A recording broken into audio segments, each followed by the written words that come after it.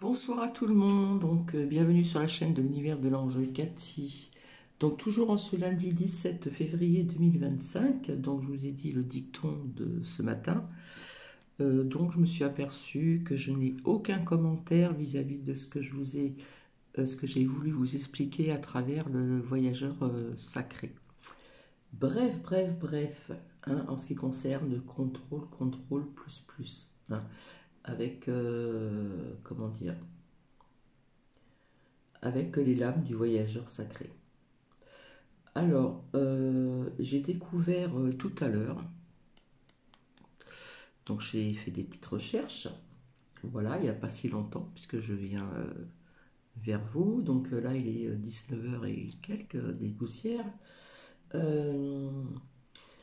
J'ai entendu une personne qui a dit cette phrase vis-à-vis de ce qui se passe avec, vous savez, les coups couteaux, etc., etc. Hein, voilà, je ne vais pas vous faire de dessin. On demande ou on va demander aux Français de faire un effort.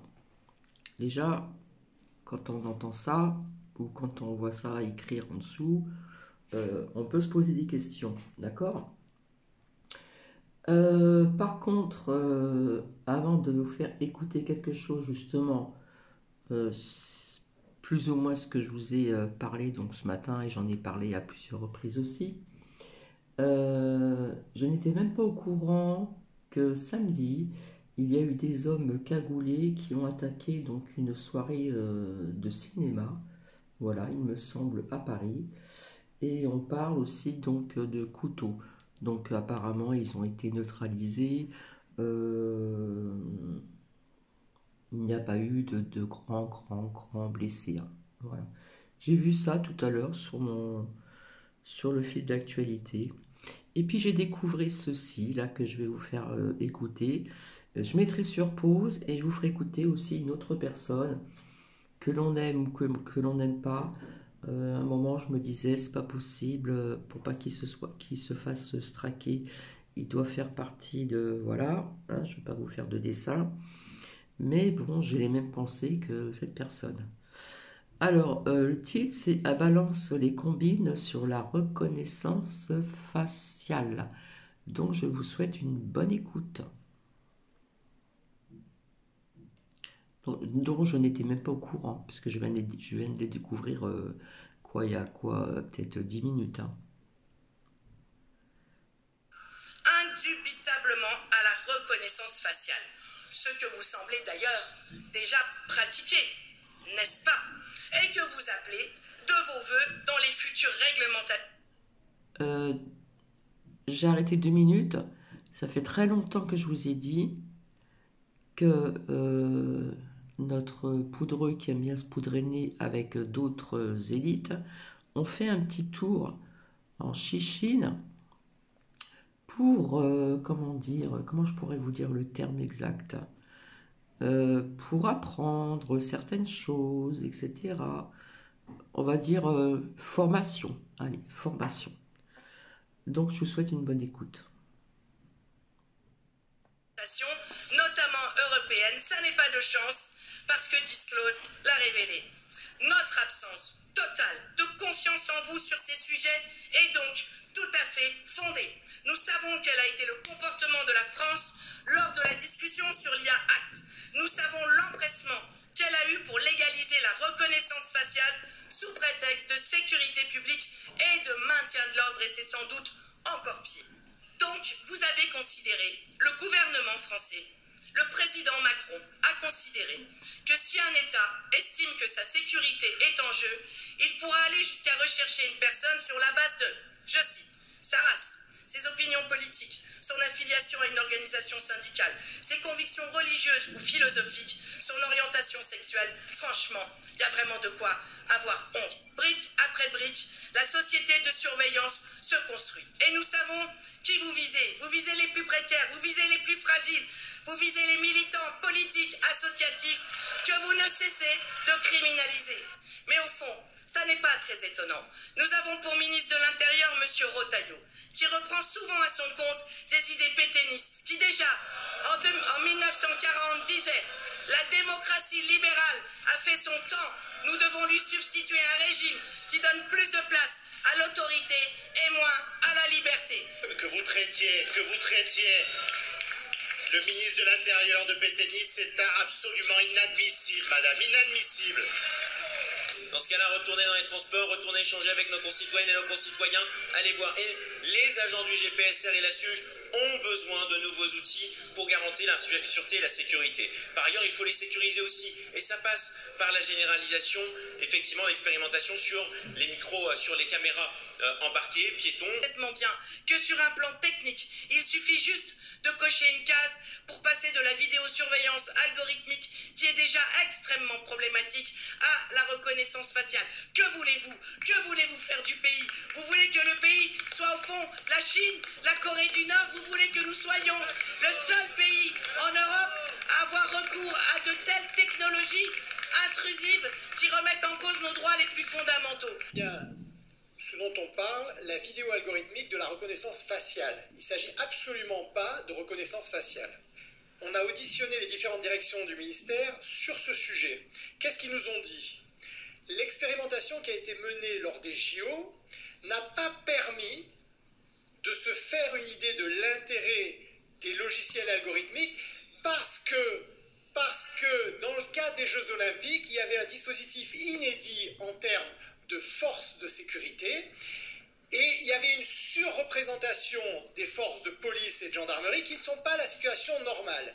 Et les différents directeurs des administrations centrales nous ont dit, pour que l'on se fasse une idée de la vidéo algorithmique, on a besoin de la tester et de l'expérimenter en période dite normale. Et donc, d'où l'intérêt de proroger cette expérimentation. Non, on a des collègues qui nous disent que c'est un succès opérationnel, certifié par quoi? On ne sait pas, en tout cas pas par la réalité, et qu'on n'a pas eu le temps de tester des choses. Mais enfin, chers collègues, pourquoi est-ce qu'on produit des rapports dans lesquels on mobilise des experts, sur lesquels on se met d'accord sur des procédures, pour qu'après ce soit le doigt mouillé qui décide de ce qu'on va faire de l'avenir de nos outils? Alors, je dois le concéder, hein, Monsieur Latombe m'a quasi convaincu de voter pour ces amendements. Parce que bien évidemment que le Conseil constitutionnel va les retoquer. Bien évidemment que ce serait le meilleur moyen, en votant cet amendement, que de s'assurer que plus jamais la vidéosurveillance algorithmique ne puisse être utilisée. Donc vous voyez, j'ai presque un doute de voter pour, juste pour pouvoir interdire définitivement cette technique. En revanche, quels sont les intérêts qui en réalité sont pardon, défendus? non, excusez-moi Madame la députée, s'il vous plaît. Là on est dans un hémicycle en fait, donc on travaille. Si jamais les uns et les autres sont d'humeur potache, je vous invite vraiment à sortir. Donc on va travailler dans le sérieux et vous écoutez Madame Martin qui défend son amendement, s'il vous plaît. La question que je me pose, et que je ne suis sans doute pas la seule à m'opposer, c'est, au fond, quelles sont les raisons pour lesquelles vous voulez absolument imposer cette VSA? Il y a sans doute quelque chose qui nous échappe. Et même quand vous faites des choses entre guillemets cachées, comme vous l'avez fait au moment de l'IAC, ça finit toujours par se savoir. Donc d'une manière ou d'une autre, on finira par comprendre quels sont les intérêts réels que vous défendez. Je sais pas qui c'est qui a fait agent de sécurité ici dans cette salle, moi je l'ai fait. Qui l'a fait? Monsieur. Non mais très bien, mais taisez-vous 2 secondes, je suis en train de parler. Franchement, je parle honnêtement. Je parle honnêtement. Donc on parle du jeu du chat et à la souris, le rapporteur parle de ça, on est d'accord? Il n'y a aucun problème, c'est vrai que c'est difficile pour un agent de sécurité de toujours devoir interpeller les mêmes personnes. Mais qu'est-ce qu'on demande? Ça c'est, si vous voulez, vous êtes en train de parler d'une cause, mais vous ne répondez pas à la conséquence. La conséquence, elle est simple, c'est qu'en fait, nous demandons simplement des choses qui sont simples, c'est l'investissement dans les services publics. Donc, un peu plus de police de proximité, plus de police tout court. Il faut donner des moyens à des policiers pour éviter justement de faire une délégation de services publics. Là, ce que vous êtes en... Mais nous, on l'a fait à la France Insoumise, oui, on l'a fait. On demande une police de proximité, on ne demande pas une police politique. Oui, c'est différent. Le renforcement des moyens pour nos forces de police, de gendarmerie, entièrement d'accord. C'est ce que nous faisons depuis 2017 et vous votez contre depuis 2017. Si, en permanence. Loi après loi de finances, après loi de finances, loi de programmation après loi de programmation. Donc à un moment donné, si vous voulez plus de moyens, votez les projets de loi et les projets d'augmentation de budget et de recrutement que nous votons. Deuxième chose, vous avez évoqué les agents de sécurité. Madame Martin, je réponds à Monsieur Delogu, qui évoquait les agents de sécurité. Nous ne sommes pas ici, attention, en train de parler des agents de sécurité. Nous sommes en train de parler des agents du GPSR et de la SUGE, qui sont des agents de sûreté assermentés, ayant plusieurs mois de formation, ayant une arme, un port d'arme. Président, ici on est dans le symbole de ce que vous portez depuis des années, c'est-à-dire l'extension, de pouvoir tirer tout le temps. Et on sait ce que c'est le code de sécurité intérieure que vous voulez établir. Le code de sécurité intérieure, on sait ce que c'est. C'est Naël, Ibrahim Ba, Ali Hussein Kamara, Cédric Chouviat. C'est 15 morts depuis le 1er janvier 2022, tués par la police, grâce à cette loi votée en 2017. Et aujourd'hui, vous voulez l'autoriser sur des gens qui travaillent dans un milieu fermé, dans des trains. Vous êtes totalement irresponsable et on s'opposera avec force avec cette loi qui aura pour seule conséquence derrière d'avoir des morts. C'est ça la réalité. Je vous remercie. J'ai une demande de prise de parole. Oui. Merci Monsieur le Président, Monsieur le Ministre. Mon cher collègue, il faut revoir la loi. On parle du périple meurtrier. On ne parle pas du 465 spécifiquement. Je vais vous donner juste un exemple. Champs-Élysées. Le policier Xavier Jugelet, tué par un terroriste à la Kalachnikov, à bout portant. L'individu est parti, il s'est sauvé, toujours avec la Kalachnikov à la main. Vous feriez quoi? Vous le laissez partir? Non, dans ce cas-là, il faut le neutraliser parce qu'il a déjà commis un acte criminel. Donc justement, cet amendement est très bien puisque ça permet justement aux agents de pouvoir riposter, mais en cas de périple meurtrier, c'est-à-dire une réitération de l'acte. Et ne comparez pas la situation avec Naël, vous êtes complètement à côté de la plaque. Effectivement, nous puissions doter les agents de la SUGE de pistolets à impulsion électrique. Et finalement, ça résume assez bien nos débats. Il y a toute une partie de cet hémicycle qui est favorable à mieux protéger les personnes qui prennent les transports en commun. Et il y a une autre partie de cet hémicycle qui estime que ceux qui sont dangereux dans les transports en commun, c'est les agents de sécurité, les agents de la SUGE. Vous avez le droit de penser ça.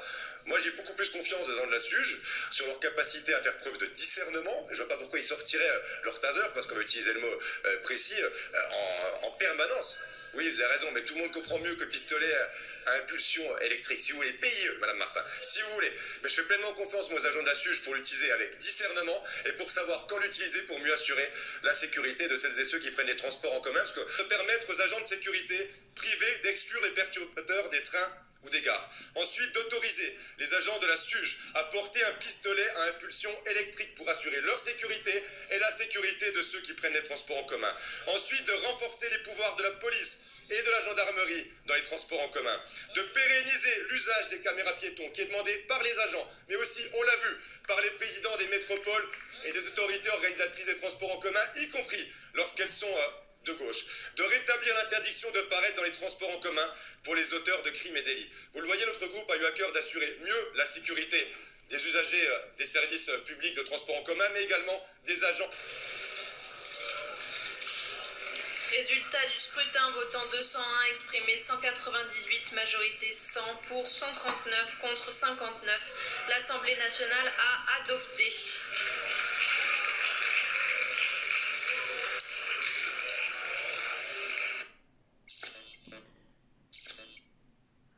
Donc voilà. Donc je ne triche pas, je ne l'ai pas découvert avant, je l'ai découvert tout à l'heure via ce que je vous ai montré avec le voyageur sacré. Hein, comme quoi que mon intuition était un petit peu bonne quand même. Hein. Il existe depuis très longtemps des mères de famille qui localisent leurs enfants pour savoir qu'est-ce qui se passe, s'ils vont bien rentrer à la maison, quel chemin, etc. etc.